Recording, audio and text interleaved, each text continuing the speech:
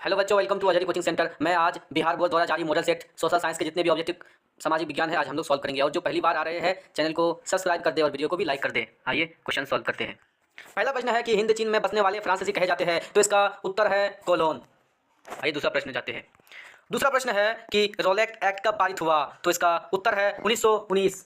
आइए तीसरा प्रश्न जाते हैं।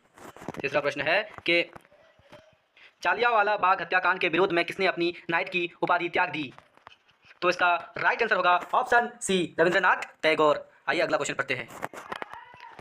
चार प्रश्न है कि जर्मनी के एकीकरण में किसकी भूमिका महत्वपूर्ण थी, तो इसका उत्तर है बीबी बिस्मार्क। बिल्कुल राइट आंसर बिस्मार्क। आइए पांचवा प्रश्न जाते हैं।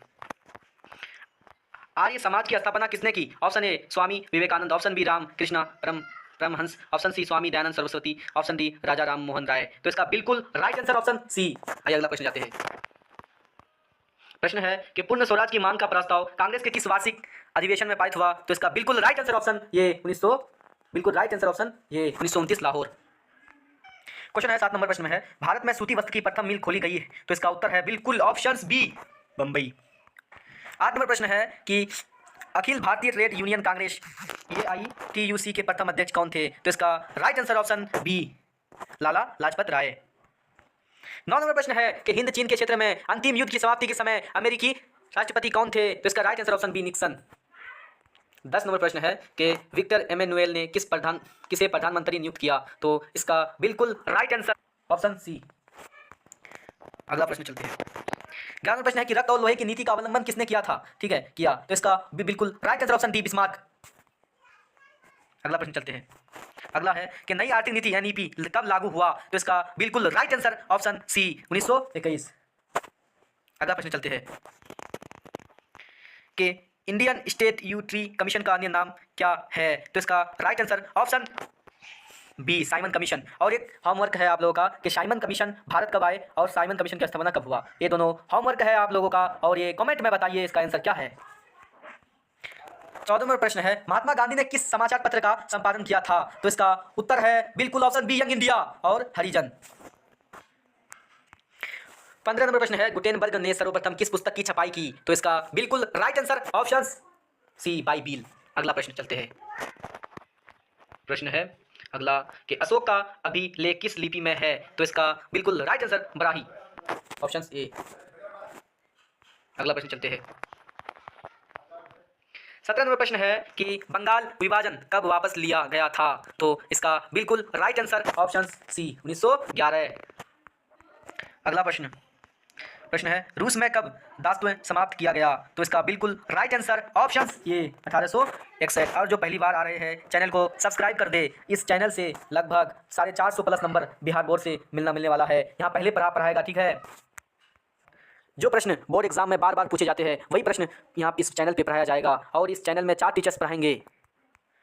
आइए अगला प्रश्न। 19 नंबर प्रश्न है किस सम्मेलन में 1 मई को मजदूर दिवस मनाने का निर्णय लिया गया, तो इसका बिल्कुल राइट आंसर ऑप्शन बी, द्वितीय अंतर्राष्ट्रीय सम्मेलन। अगला प्रश्न चलते हैं।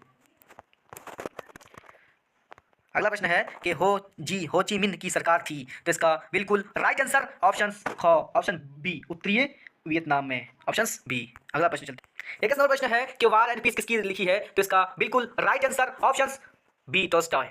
अगला प्रश्न चलते हैं। अगला प्रश्न है सोवियत संघ का विघटन हुआ था, तो इसका बिल्कुल राइट आंसर ऑप्शन ये 1991 में। अगला प्रश्न चलते हैं। अगला प्रश्न है पटना को अजीमाबाद नाम किसने दिया, तो इसका बिल्कुल राइट आंसर ऑप्शन बी, अजीम उस शान। अगला प्रश्न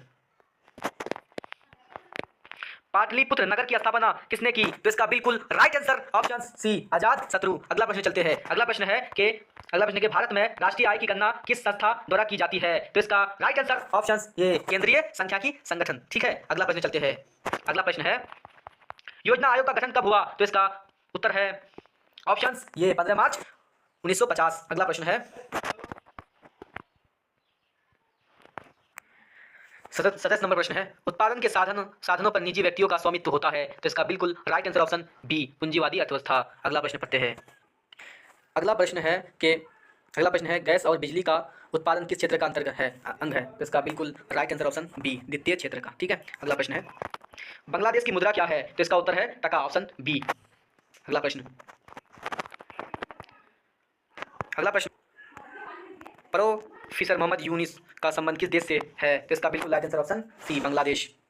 अगला प्रश्न 31 नंबर प्रश्न है, प्राथमिक कृषि साख समिति कृषकों को किस प्रकार का ऋण प्रदान करती है? इसका उत्तर ऑप्शन ए, अल्पकालीन। अगला प्रश्न चलते हैं। 32 नंबर प्रश्न है, जवाहर रोजगार योजना किस वर्ष प्रारंभ हुआ? तो इसका बिल्कुल राइट आंसर ऑप्शन सी, 1989। अगला प्रश्न चलते हैं। अगला प्रश्न है कि मनरेगा में एक वर्ष में कितने दिन का रोजगार देने की गारंटी दी जाती है? तो इसका बिल्कुल राइट आंसर ऑप्शन डी, बिल्कुल राइट आंसर ऑप्शन डी, बिल्कुल 100 दिन। अगला प्रश्न है, उपभोक्ता संरक्षण के लिए कितने राज्य आयोग है? तो इसका राइट आंसर ऑप्शन बी, 35। अगला प्रश्न, प्रोफेसर महालनोबिस की अध्यक्षता में किस समिति का गठन किया? तो इसका राइट आंसर ऑप्शन ये, राष्ट्रीय आय समिति। अगला प्रश्न, उपभोग व्यय और बचत का योग कहलाता है? तो इसका राइट आंसर ऑप्शन बी, आय। अगला प्रश्न, निम्न में कौन आर्थिक क्रिया का चक्रीय प्रभाव है? तो इसका उत्तर है उत्पादन भी, व्यय भी और आय भी, इनमें सभी। इसका आंसर इनमें सभी। ये जितने भी प्रश्न पढ़ाया जा रहा है इस प्रश्न को याद करते जाइएगा।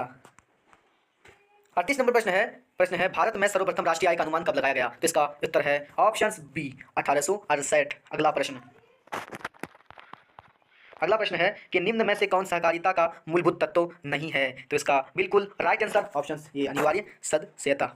अगला प्रश्न है 40 नंबर प्रश्न है कि इनमें कौन गैर आर्थिक आधारित संरचना है? तो इसका राइट आंसर ऑप्शन सी, स्वास्थ्य।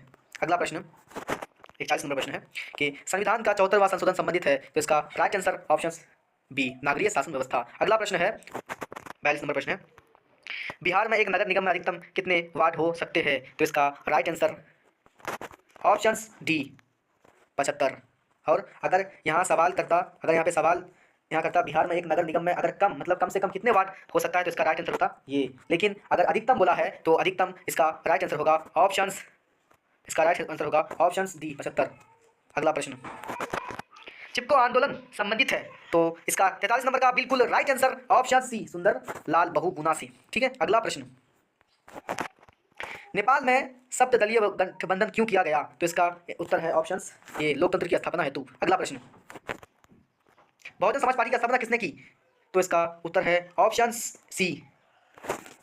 अगला प्रश्न 46 नंबर प्रश्न है कि दल बदल कानून लागू होता है? तो इसका राइट आंसर ऑप्शन ए, सांसदों एवं विधायकों पर। 47 नंबर प्रश्न चलते हैं। झारखंड बिहार से कब पृथक हुआ? इसका राइट आंसर होगा ऑप्शन ए, 15 नवंबर 2000 को। अगला प्रश्न है निम्न में से कौन संघीय प्रणाली की विशेषता नहीं है? तो इसका राइट आंसर होगा ऑप्शन बी, इकाई शासन व्यवस्था। अगला प्रश्न कि लोकसभा में चुने हुए सदस्य की संख्या कितनी है? तो इसका राइट आंसर होगा ऑप्शन बी। अगला प्रश्न है कि पूर्व में बांग्लादेश जाना जाता है? तो इसका राइट आंसर ऑप्शन सी, पूर्वी पाकिस्तान। अगला प्रश्न है वेस्ट इंडीज संघ की स्थापना हुई? तो इसका राइट आंसर ऑप्शन डी, 1958 में। अगला प्रश्न, इंडिका के लेखक है? तो इसका राइट आंसर ऑप्शन सी, मेगास्थनीय। अगला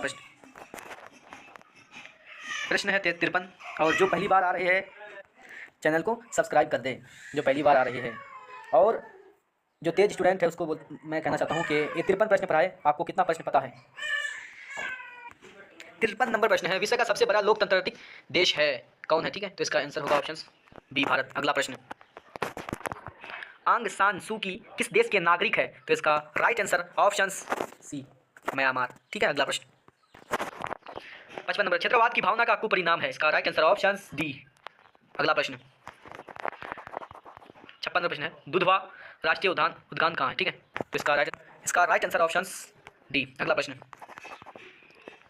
है भारत की प्रथम राष्ट्रीय जल नीति कब अपनाई गई थी? तो इसका राइट आंसर ऑप्शन बी, सितंबर 1987। अगला प्रश्न, विश्व में सर्वाधिक वनावरण वाला देश कौन है? ठीक है, अभी है कौन? तो इसका राइट आंसर ऑप्शन ए, रूस। अगला प्रश्न, किस मृदा में ह्यूमस की मात्रा नगण्य होती है? ऑप्शन ए, लेटेराइट मृदा, ऑप्शन बी, जलोढ़ मृदा, ऑप्शन सी, काली मृदा, ऑप्शन डी, पर्वतीय मृदा। इसका राइट आंसर ऑप्शन ए। अगला प्रश्न, भारत का सबसे बड़ा खनिज तेल उत्पादक क्षेत्र कौन है? ठीक है, तो इसका राइट आंसर ऑप्शन से दिग्बोई। अगला प्रश्न, इनमें कौन रोपण फसल है? तो इसका राइट आंसर ऑप्शन डी होगा, क्योंकि चाय भी रोपण फसल है, रबर भी रोपण फसल है, गन्ना भी रोपण फसल है। अगला प्रश्न, प्रश्न है कि जीवन रेखा रेल कब चलाई गई थी? तो इसका उत्तर होगा ऑप्शन बी 1991। अगला प्रश्न, और अगला वीडियो में साइंस मैथ का भी बनाएंगे। जो पहली बार आ रहे हैं चैनल को सब्सक्राइब कर दें। बाय।